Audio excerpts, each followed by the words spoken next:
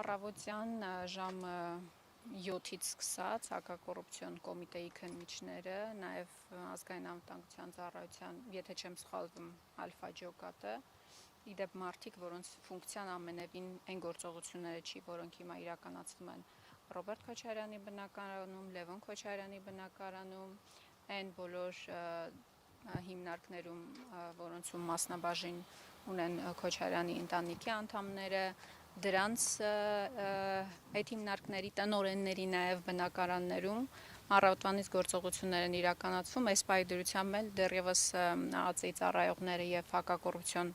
կոմիտեի քննիչները գտնվում են նախագահի առանձնատանը, նաև Լևոն Քոչարյանի առանձնատանը, այսինքն գործողությունները շարունակվում են, թե ինչ գործի շրջանակներում չգիտեմ, ինչպես Ստալինյան բռնաճնշումների ժամանակ հայտնի խոսք կար, ասում են, եթե մարդը լինի, հոդվածը կգտնվի, այսինքն երբ որ քաղաքական որոշումը կա, քաղաքական հետապնդում իրականացնելու որոշումը կա, հոդվածը միանշանակ կգտնվի, անակնկալ չի, սպասելի էր երեկվա հարցուպատասխանից հետո Լևոն Քոչարյանի եւ Նիկոլ Փաշինյանի անմիջապես արձանագրում են կարել, որ իրականացվելու են գործողություններ, որևէ նորություն այստեղ չկա եւ ձեր աչքի առաջ հանրության առջեւ Իլուր Աշխարհի Նիկոլ Փաշինյան ազգային ժողովի ամբիոնից ուղիղ ցուցումներ էր տալիս ուժային եւ իրավապահ կառույցներին։ Այս պայդրությամբ կարող եմ այդքան ասել։ Տիկին Խամոյան քննչական հակակոռուպցիոն կոմիտեն է հայտարարություն տարածել, նշելով, որ երկրորդ նախագահը իր դիրքը չարաշահելով մեջբերեմ տարբեր շինց ու հիմունքներով պետական սեփականությունից առանձնացրել եւ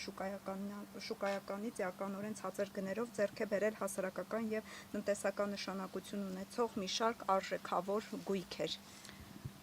Ես ինչպես հասկացա հակակոռուպցիոն կոմիտեի նախագահը շատ էր այսպես ծանր տարել քննչական կոմիտեի նախագահի փառքը եւ հիմա փորձում է Նիկոլ Փաշինյանի աչքը մտնել։ Այդ արձանագրումը իմ համար ակնհայտ է։ Ինչպես արդեն ասացի, եթե մարդը կա, հոդվածը կգտնվի։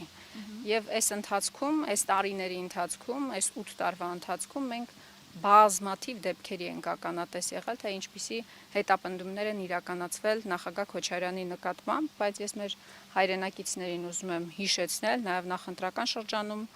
ասված իր խոսքերը, որ որևէ բան իրեն չի կարող վախեցնել, ինքը ետ չի կանգնելու եւ շարունակելու է այն պայքարը, որը որ սկսել է 2018 թվականից, այն օրվանից, երբ որ իրեն շատ ուղիղ տեքստով ակնարկել են, ասել են, որ կարող է չգալ եւ այս ամենը չլինել, չի լինի, բայց եկել է, պայքարել է եւ վստահաբար շարունակելու է պայքարել։ Մի քանի ամիս առաջ էլի ինչ որ հաղորդագրություն տարածեցին, որը փորձեցին post factum հիմք դարձնել նրա, թե ինչու նախագահ Քոչարյանին չէին թողել օդանավականից մի քանի օրով երկրից ելքանել եւ վերադառնալ, հետո իհարկե չնայած նրան, որ անձեռնմխելիություն ուներ որպես падգամավորի տեխնացու, դուք հիշում եք այդ բոլոր գործընթացները, հետո էլի ինչ որ գործընթաց գտան, որը հետո կապված էր իր նախագահության շրջանից հետո տեղի ունեցած իրադարձությունների հետ, այնպես որ այս ամեն ինչը լուրջ չի, ես կարծում եմ եւ բացարձակապես ցանկություն չունեմ խորանալու հակակոռուպցիոն կոմիտեի, ոչ էլ քննչական կոմիտեի տարածած հաղորդագրությունների մեջ շատ պարզ տեքստով երեք Նիկոլ Փաշինյանը ազգային ժողովի ամբիոնից ուղիղ տեքստով հրահանգել է ուժային կառույցներին, իրավապահ կառույցներին գործողություններ իրականացնել Քոչարյան ընտանիքի նկատմամբ ուղիղ տեքստով, այսինքն այստեղ որևէ այլ մեկնաբանություն, որևէ բացահայտում, որևէ վերլուծության անհրաժեշտություն ես չեմ տեսնում եւ մեր հասարակությունն էլ չի տեսնում, բայց ես կարծում եմ, որ գիտեք, երեք նաեւ դա էի մտածում ազգային ժողովում, որ Նիկոլ Փաշինյանը կարող է բոլորին բանտարկել, կարող է բոլորի նկատմամբ քաղաքական հետապնդումներ իրականացնել, բայց դրանից իրավիճակի գնահատականը չի փոխվելու։ Այն ինչ մարդիկ բազմաթիվ մայրեր մտածում են իր մասին, դրանից չի փոխվելու։ Մարդը չի կարող ամբողջ ուժային իր կառույցներով, իրավապահ կառույցներով չի կարող խուզարկություններ իրականացնել այստեղ ու այստեղ։ Տիգրան Խամոյան, այս ամեն ինչի կասեցումը դուք ինչպես եք պատկերացնում, որովհետև դուք էլ նշեցիք, որ երեք Նիկոլ Փաշինյանը հստակ ազգային ժողովի ամբիոնից հայտարարեց, որ բոլորն էլ նստելու են, նաև նա դատական համակարգին էր մեղադրում, որ բարեկամական ինչ-որ մաֆիոզ կապերով դատավորներ են մնում դեռ իրենց աթոռներին։ Կասեցումը ինչպես պետք է լինի այս դատական համակարգին չէր մեղադրում, դատական համակարգին ուղիղ ցուցումներ էր տալիս, դատական համակարգին ցուցումներ էր տալիս, որ երբ ձեզ մոտ բերում են կալանքի գործեր, միջնորդություններ, դուք պարտավոր եք տալ այդ միջնորդություն, բավարարել այդ միջնորդությունները։ Ոչ թե դիտողություններ էր անում, խորհուրդներ էր տալիս, չգիտեմ, հորդորներ էր հնչեցնում, ուղիղ տեքստով հրահանգներ ա տվել Նիկոլ Փաշինյանը ազգային ժողովի ամբիոնից։ Ժողովրդավարության բաստիոնում ինչպես իրենք են հռչակել։ Սրանից Նիկոլ Փաշինյանը ժողովրդավար վստահաբար չի դառնալու եւ բոլոր նաեւ միջազգային կառույցները պետք է հետեւություններ անեն։ Ի վերջո քաղաքական բռնաճնշումը ինչի մասին է, կան հստակ պարզ բանաձևեր եւ ձևակերպումներ։ Եթե կա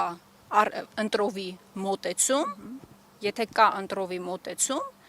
եւ կա կոնկրետ քաղաքական ցուցում, դա արդեն քաղաքական բռնաճնշում է եւ ես կարծում եմ, որ նաեւ մեր հասարակությունը սրանից պետք է հետեւություններ անի, բայց միայն Քոչարյան ընտանիքը չի այս տարիների ընթացքում բռնաճնշումների ենթարկվում։ Ընդամենը 1 ամիս առաջ դուք հիշում եք, թե Գայք Ծառուկյանի նկատմամբ ինչպիսի գործողություններ իրականացվեցին։ Առհասարակ Հայաստանի Հանրապետությունում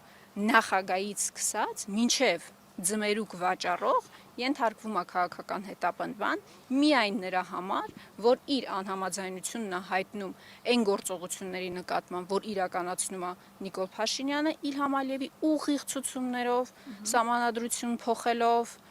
եկեղեցու դեմ արշավ իրականացնելով, դա էլ հավանաբար Ալիևին տրված բոնուսն է, որ հիմա փորձում է կյանքի կոչել նաև կառավարության ծրագրում էլ 3 ներկայացրեց։ Այս բոլոր գործողություններով փորձում է հաճոյանալ Իլհամ Ալիևին եւ այն հակաժողովրդական, հակապետական քաղաքականությունը, այն գիծը, որ ինքը բռնել է, փորձում է կյանքի կոչել, բայց ես չեմ կարծում, որ